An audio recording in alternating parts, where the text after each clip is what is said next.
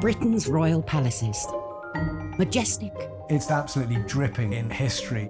Luxurious. The White Drawing Room at Buckingham Palace is like a scene from a Disney film. And packed to the rafters with incredible secrets. Secrets that the royal family would much prefer not to be made public. From royal courtships to royal births to royal marriages and scandals, the palaces have played host to all of that. This series goes behind palace walls. The royal palaces represent the monarchy and have incredible history. We'll learn how these iconic creations were built. 16th century kings built with brick in a way that we wouldn't recognise today. This is George IV leaving his mark on the centre of London. Uncover the spectacular palace art housed within. The royal collection is vast, and I mean vast. It has more than 1 million objects spread across all of the royal palaces. Just imagine what has been collected over centuries. So this collection is unlike any other collection in the world. Discover their gruesome stories. It's an amazing insight into the royals' history, but also our common history. Frankly, if you're going to cut the head off a king, it's got to be done in a palace. And relive the recent events that shaped the modern royal family. The whole case was an absolute fiasco and a huge embarrassment. The Queen was particularly aggrieved that Harry had done it in the way that he had. This is The Secrets of the Royal Palaces.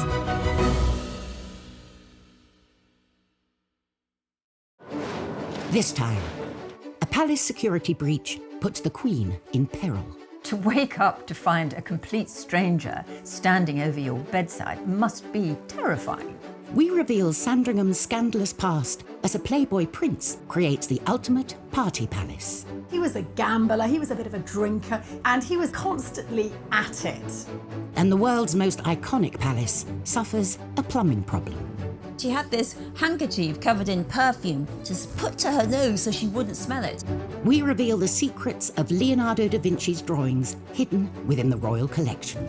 Can you imagine the changes in the course of modern science that might have come about had we discovered them earlier? And we glimpse inside Windsor's coronavirus bubble. Like everybody, the Queen has had to make sacrifices during lockdown. Like the monarchs who have gone before her, the Queen has a range of spectacular palaces to enjoy. But she doesn't visit them on a whim. The royal year runs like clockwork. The Queen's calendar doesn't change. Every summer is at Balmoral and every Easter is always spent at Windsor.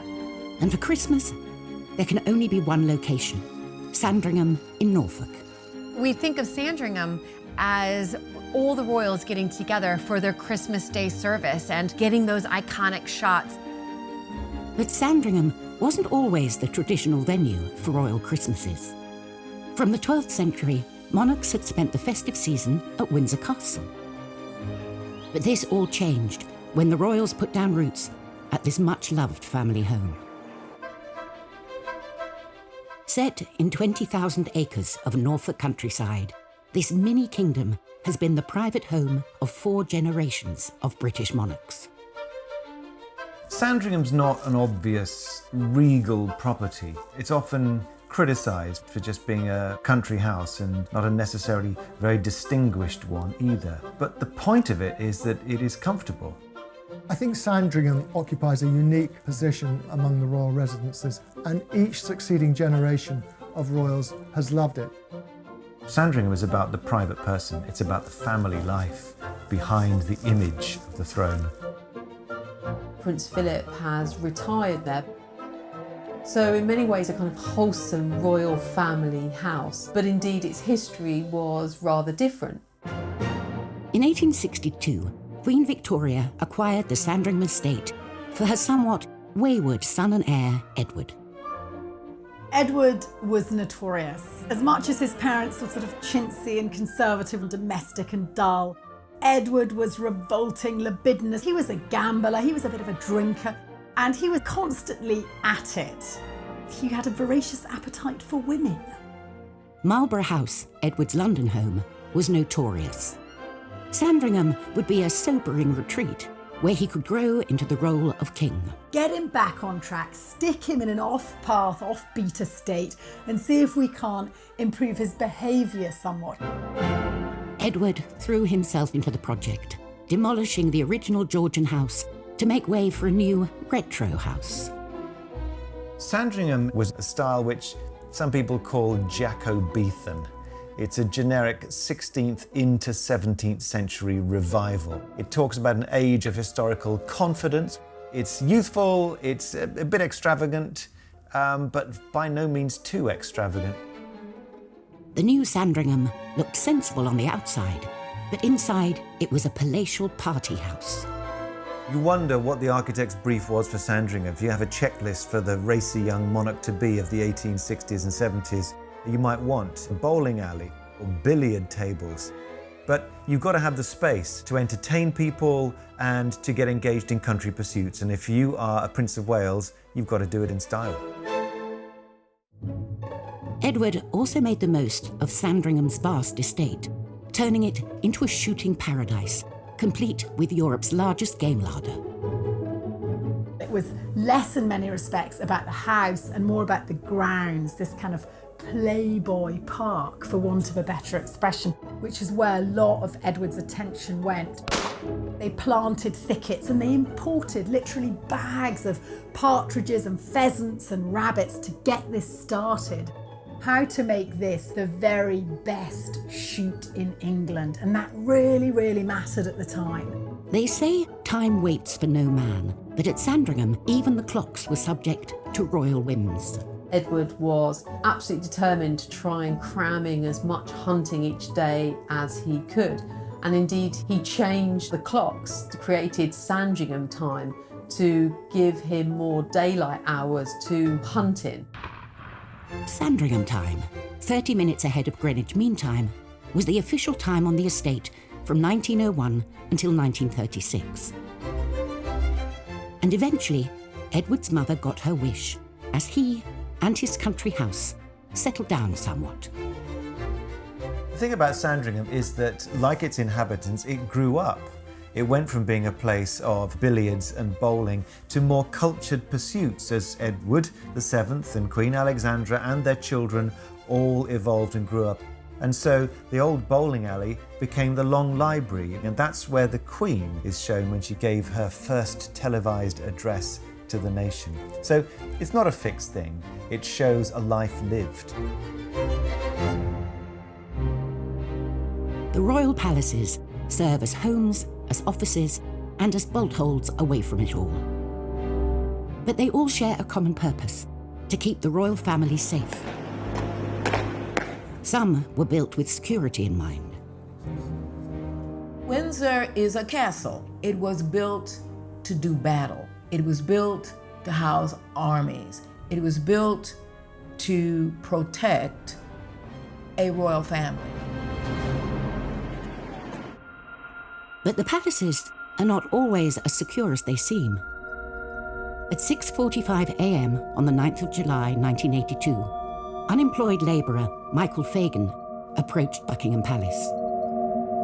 His actions over the next 45 minutes would uncover a series of shocking weaknesses in the palace's security systems. He managed to climb this 14-foot high wall. And then he climbed up a drain pipe into a window and found himself roaming free in the corridors of Buckingham Palace. It's the most extraordinary breach of security. For 15 minutes, Fagan wandered around the palace. A cleaner said good morning. I think he sat on the throne. He had taken his shoes off and had no socks, so he must have looked quite a sight. But clearly, nobody took any notice. But exactly how had Fagan evaded palace security? Apparently an alarm sensor had detected his movements, but police dismissed it.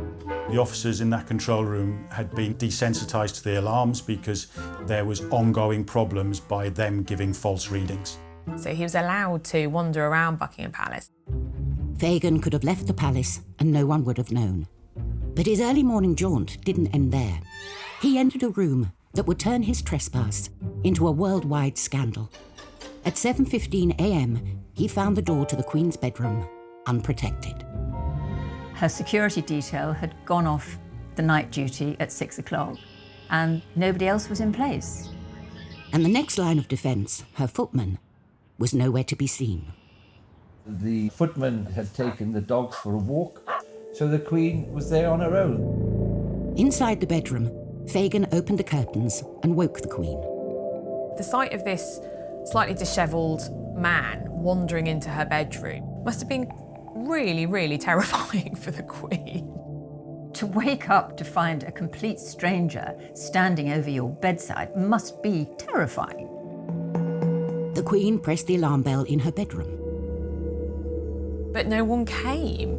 The Queen was incredibly composed. She kept Fagin talking. She remained incredibly calm. The Queen clearly got the measure of Michael Fagin, engaged him in conversation. In fact, Fagin asked for some cigarettes.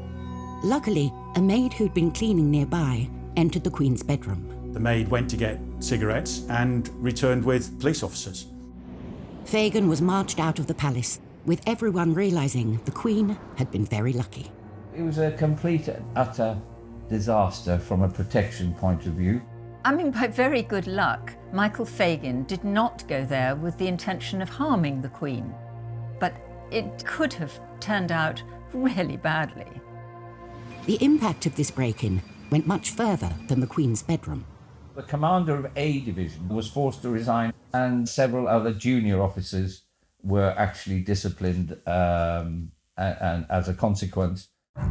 Changes to palace security were made, with more armed police officers and upgraded security systems. And it seemed to do the trick. Buckingham Palace remained watertight for 20 years. But in 2003, tightened security was breached to an even more terrifying degree, when an undercover journalist revealed how easy it was to get to the very heart of the royal palace. He even served the Queen and the Duke of Edinburgh their breakfast. Coming up in Secrets of the Royal Palaces, we learn how a king lost his head in front of his palace. One moment you're decorating your palace, next moment you're executed outside it. And we uncover the groundbreaking Leonardo da Vinci drawings that lay hidden inside Windsor Castle. For about 250 years, these discoveries lay secret, hiding in the royal collection.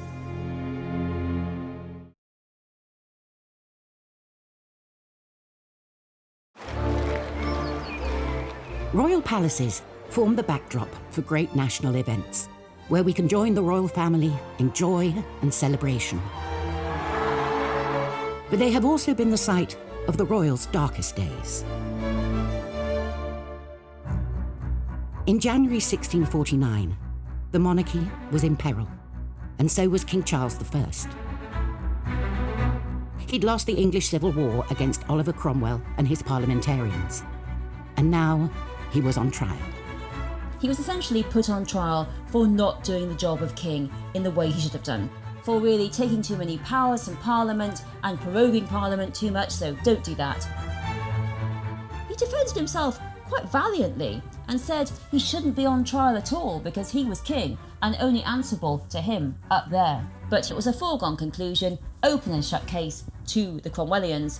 He was found guilty and sentenced to be executed. Having been tried at the Palace of Westminster, the king was sent to St. James's Palace to await his death. He had a lot of palaces to look at when he was suffering his final awful days.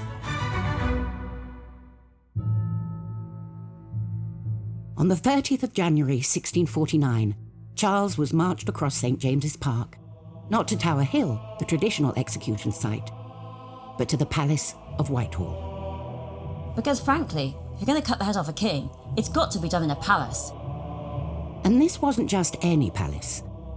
Whitehall was probably the largest palace in Europe and the centre of English royal power. It was also beautiful. At the banqueting house of Whitehall, Charles I actually decorated the roof with these incredible Rubens paintings. As he's going to be executed for being too divine right, too power hungry as a king, he sees over his head these murals, these beautiful paintings of kingly divine right. Charles I is taken outside Whitehall Palace, outside the banqueting house, on a scaffold.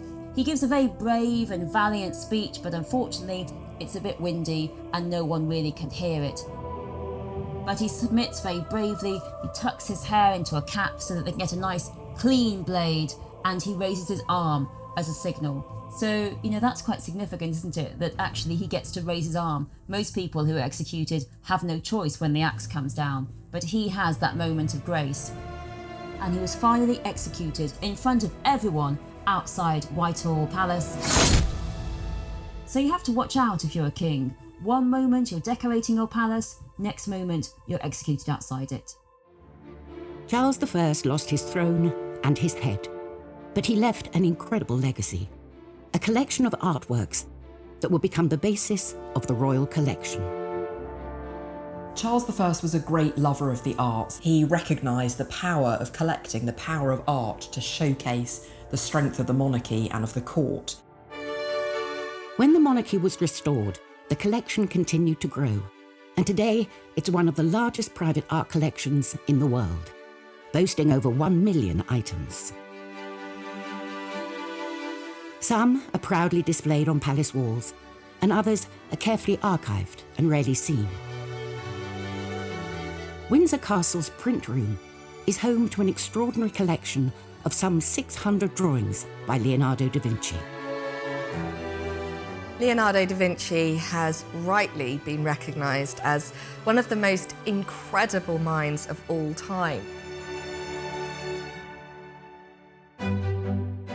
This collection was acquired by Charles II, who came to the throne nearly 150 years after Leonardo's death. Both men shared a passion for the arts and science. Charles II was known as the Merry Monarch. He had spent years in exile after the beheading of his father, Charles I. And when he came back, he was absolutely determined to invest in the arts and in the sciences. That was going to be his legacy. He founded the Royal Observatory, he sponsored the Royal Society, which was the oldest scientific institute anywhere in the world. For hundreds of years, this collection of drawings has been kept hidden at Windsor, where only a privileged few could view them, including a young Prince Charles. As a boy, Prince Charles was rather taken by these drawings and spent some time with archivists looking at them. And when he later told the family what he'd been doing, they thought it was all rather strange because, of course, they'd all been outside messing around on horses, and he had been locked inside looking at the drawings of Da Vinci. In 2019, the public were allowed a glimpse of this rare collection, as hundreds of them went on display at Buckingham Palace's Queen's Gallery. 2019 was a mesmerising moment. They'd always been lent in small numbers to individual exhibitions, but there was a huge exhibition at the Queen's Gallery. Actually, these drawings were never intended to be seen at all. Leonardo used them as his laboratory to explore new ideas, particularly in the field of human anatomy. The things he discovered were revolutionary, really minute anatomical drawings that can still help anatomists today. For about 250 years, these discoveries lay secret, hiding in the royal collection. But can you imagine the changes in the course of modern science that might have come about had we discovered them earlier? But the drawings had still more secrets to reveal. Secrets that would lie hidden to the naked eye.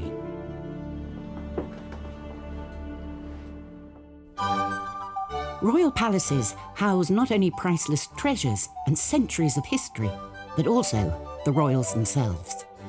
Keeping the palaces safe and secure is of paramount importance. In 1982, Michael Fagin's intrusion into the Queen's bedroom revealed the cracks in Buckingham Palace's defences. 20 years later, they would be tested again, but this time the intrusion would go unnoticed. In 2003, Daily Mirror journalist Ryan Parry decided to put royal security to the test. Could he get into Buckingham Palace by applying for a job there? The application process was surprisingly straightforward. Parry gave the pub where he'd grown up in Wales as a reference. And when the palace phoned, the barmaid apparently on the phone yells out to the pub, "Does anyone know this Ryan Parry bloke?" And a regular who was sitting at the bar said, "Oh, I know him, I know that Ryan Parry. Oh, I know him, he's a good bloke." And on that basis, the personnel of the royal household employed him. Ryan Parry started work as a royal footman.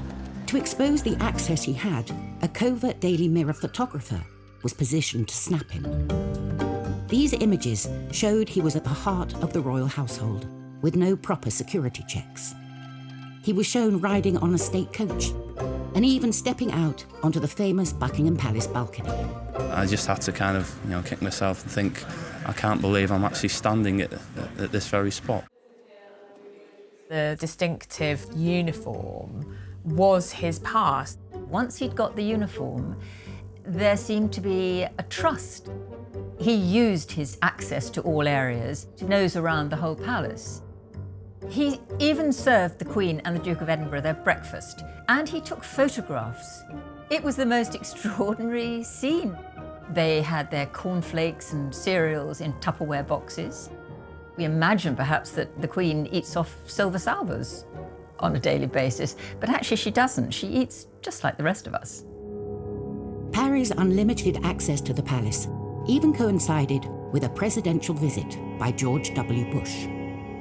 There is no state visit more important or frankly more crawling with security than an American president visit to the Queen of the United Kingdom. And Parry had all of the details of the visit. It was shocking that he could get a job that easily with so little security checks and clearance. He could have been someone who was looking to kidnap and hold ransom for financial gain a senior member of the royal family, or even, for whatever means, perform an assassination on a senior member of the royal family. And just as the president was settling into his suite at the palace, amid some of the tightest security London had ever seen, Parry ended his undercover mission and walked out of the Buckingham Palace gates. He'd finished his duties at 11 p.m, folded up his uniform, packed his bags and just walked out.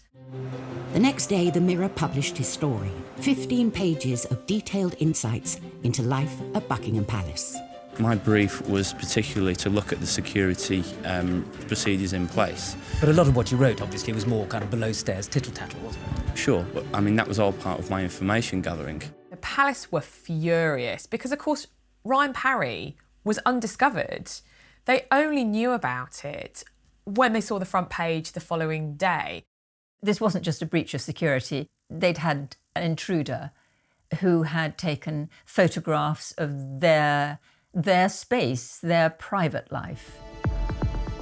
The Mirror claimed the undercover operation exposed lapses in security rather than in invading royal privacy.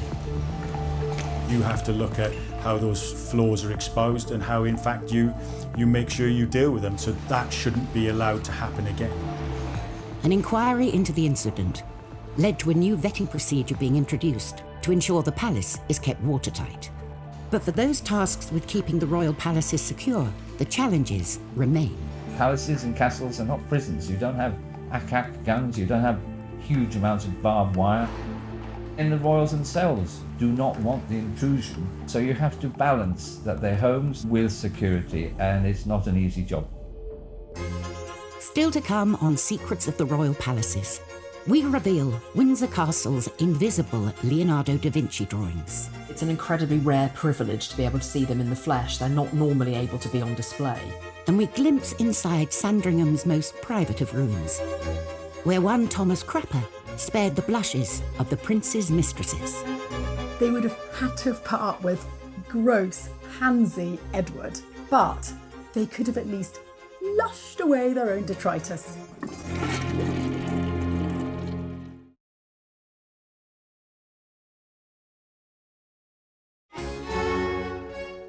The Royal Palace palaces are home not only to the royal family, but to some of the most important artworks on the planet.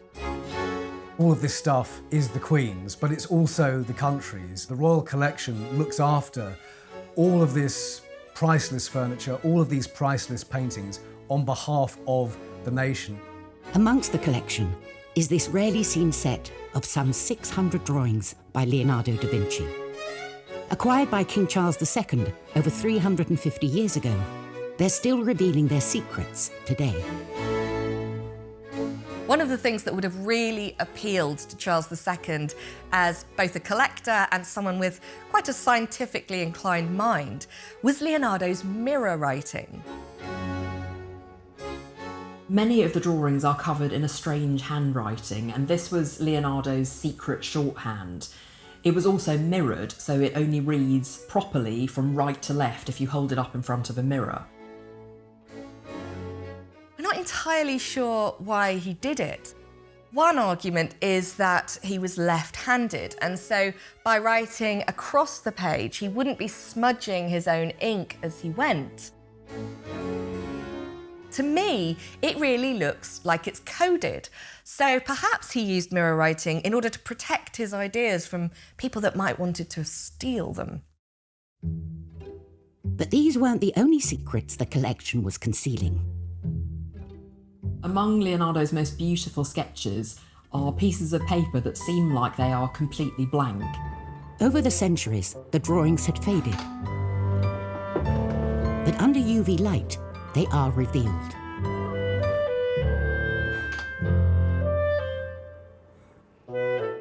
These scans show some colour that has faded away, sketch lines that we didn't know existed. There's one particular image of a horse that we didn't know Da Vinci had done because it had faded so badly no one could see it until it was scanned. Over 500 years after they were drawn, these treasures of the royal collection are still disclosing new information. There is an intimacy, an immediacy, a modernity about them that looks to me like they could have been drawn just yesterday or today. The drawings he created are extraordinary. There's nothing else like them.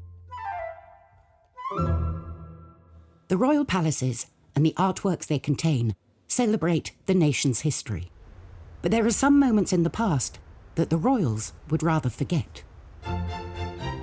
Buckingham Palace hosts over 50,000 visitors a year, and everything must be just so. But during the reign of Queen Victoria, the usually fragrant air was fouled by the Great Stink. A visitor to Buckingham Palace in the 19th century would have come near to fainting from the smell. It was disgusting. It was awful, and that was because the sewers, they were completely overloaded, so they leaked. And they leaked human waste all over the floor, particularly all over the floor of the kitchens. Yes, very, very hygienic. And so there's Victoria, the most powerful woman in the world, and she is living in a palace full of leaked human waste. It's completely disgusting. But it's not just Buckingham Palace that's the smelliest, perhaps least hygienic palace in the world. The whole of London is really very bad smelling, and that was literally because the sewage system wasn't up to it. And people at the time said that the Thames was actually black, and all this reached a head in the summer of 1858, which is known as the Great Stink.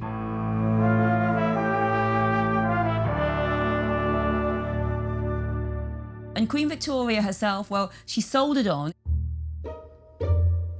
But there was one day in which she and Albert had to go out on the Thames for a royal visit to see this steamer that was really one of the sights of London at the time. And Victoria was ready. She was a prepared kind of queen. She had this handkerchief covered in perfume just put to her nose so she wouldn't smell it. But even, she said, after 2 minutes, she couldn't cope. So she had to say to the boat, go back to Buckingham Palace. She really felt she was about to faint. She said to her daughter Vicky that she'd been half poisoned by the smell of the Thames.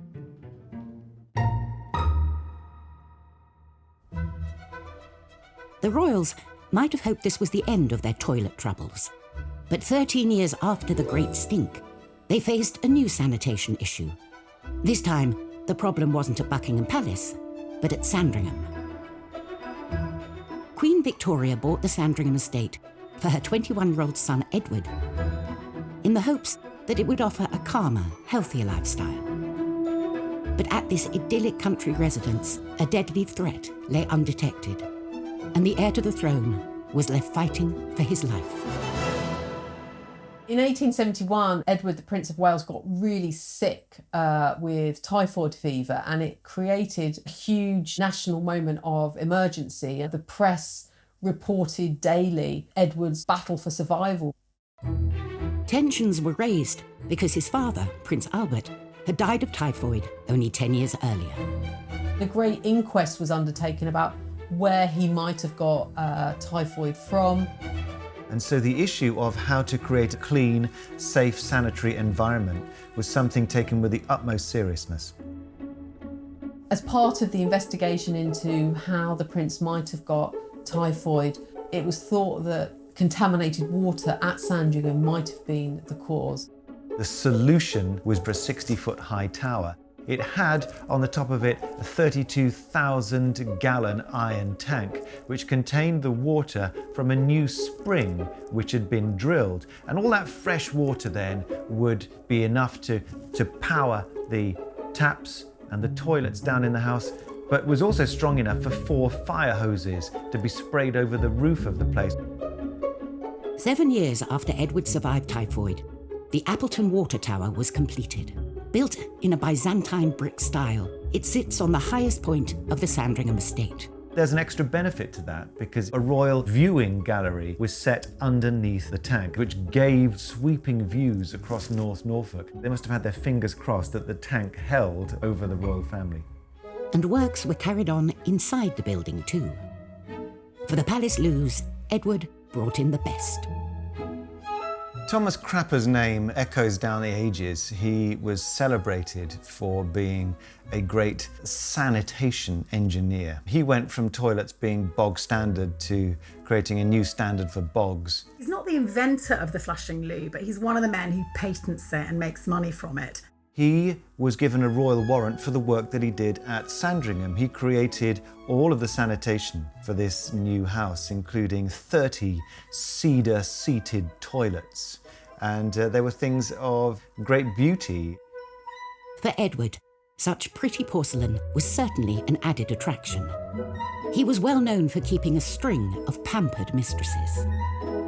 So for his mistresses that are allowed to come to Sandringham, and they weren't all, but certainly Lily Langtry did, and we know that in the latter years Alice Keppel came to Sandringham, they would have enjoyed a flushing loo.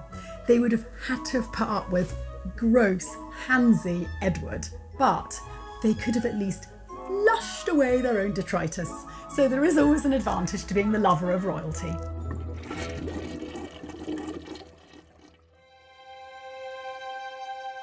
Throughout history, the British royal palaces have withstood wars, floods, and fires. But in 2020, the world faced an unprecedented threat. As the deadly coronavirus pandemic took hold, palace officials scrambled to protect the Queen. It's probably more important that the Queen is isolated than anybody else. The government depends upon her. So were she to succumb to the pandemic, it would be an extra crisis. Then, aged 93, the Queen and Prince Philip, almost 99, were considered at extreme risk. 4 days before the rest of the country officially locked down, the Queen left the capital and was whisked away to Windsor Castle.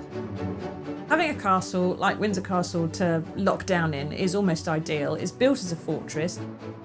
But even Windsor Castle would need an extra line of defence against this new enemy.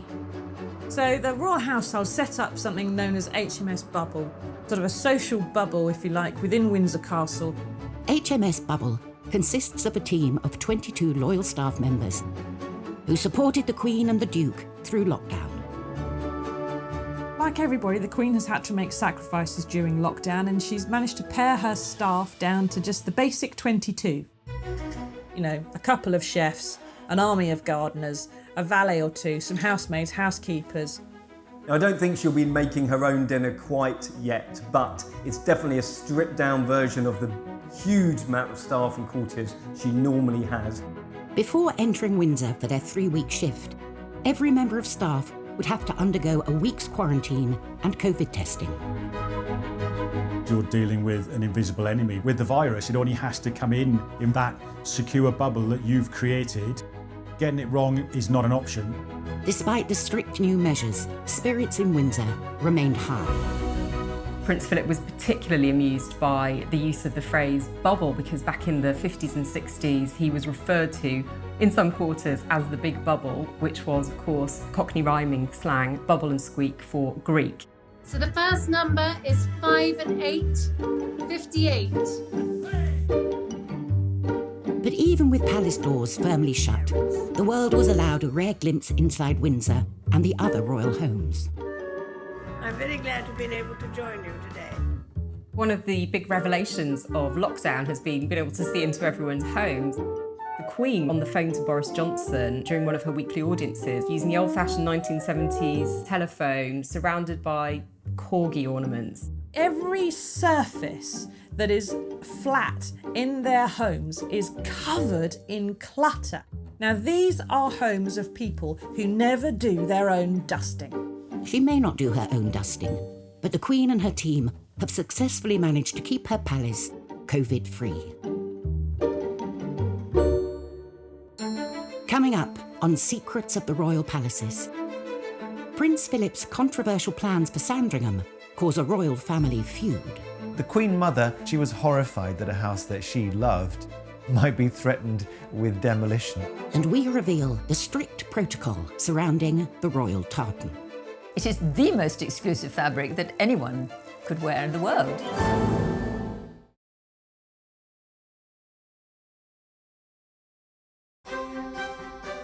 Sandringham. This traditional country house is much loved by the royal family, and by one senior royal in particular.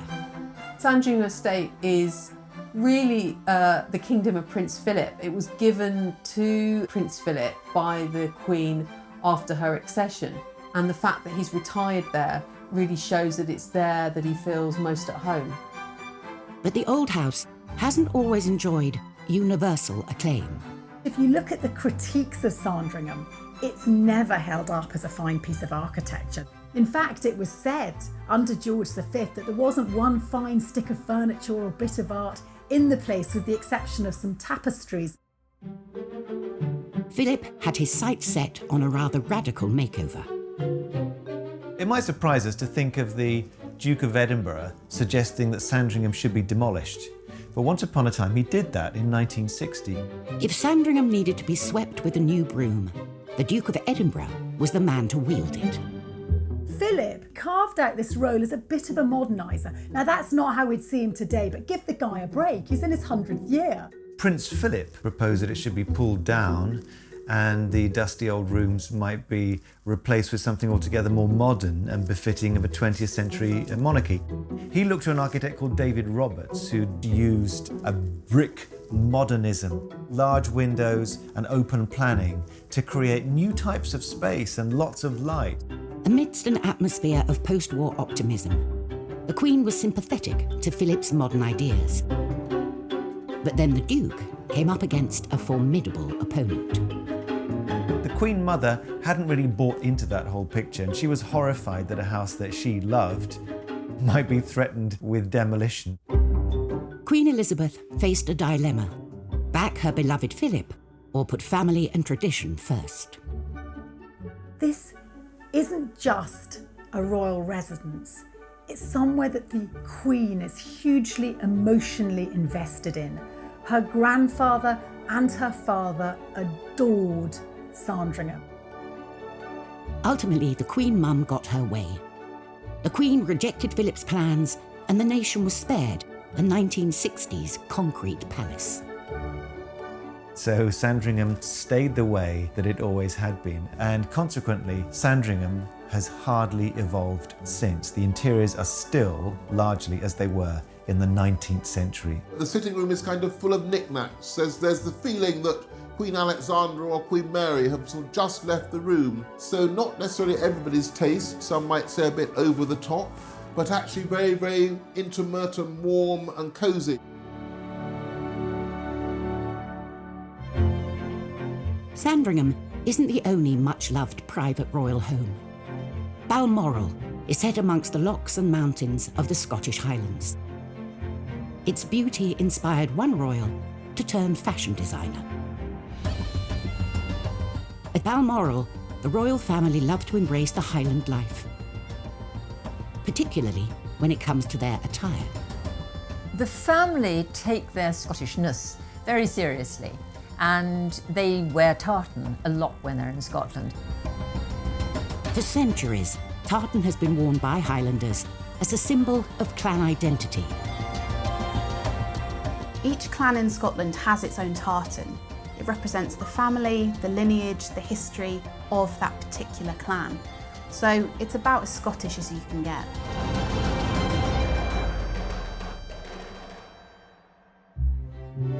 When Victoria and Albert bought Balmoral, they were keen to look the part.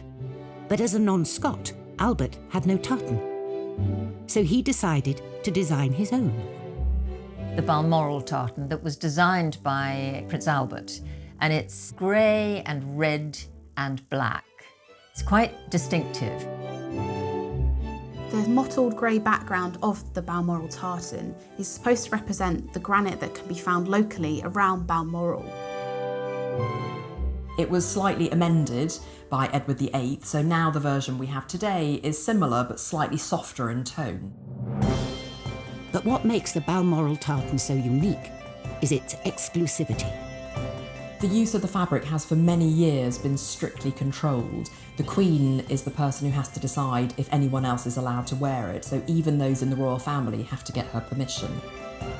But there are a few chosen non-royals who are permitted to wear the tartan.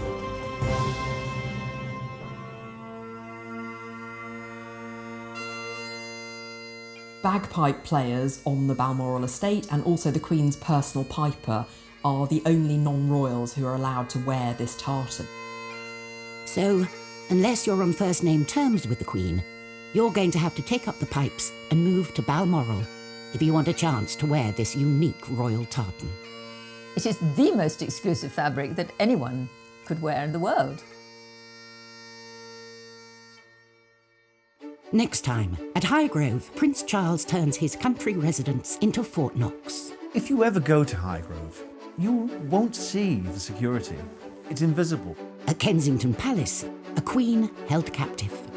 The Kensington system becomes a Game of Thrones, a battle of wills between the Duchess and Cornwall on one side and Victoria on the other. And at Sandringham, a witness from Prince Philip's crash reveals what really happened. The driver couldn't move. It was quite obvious it was Prince Philip.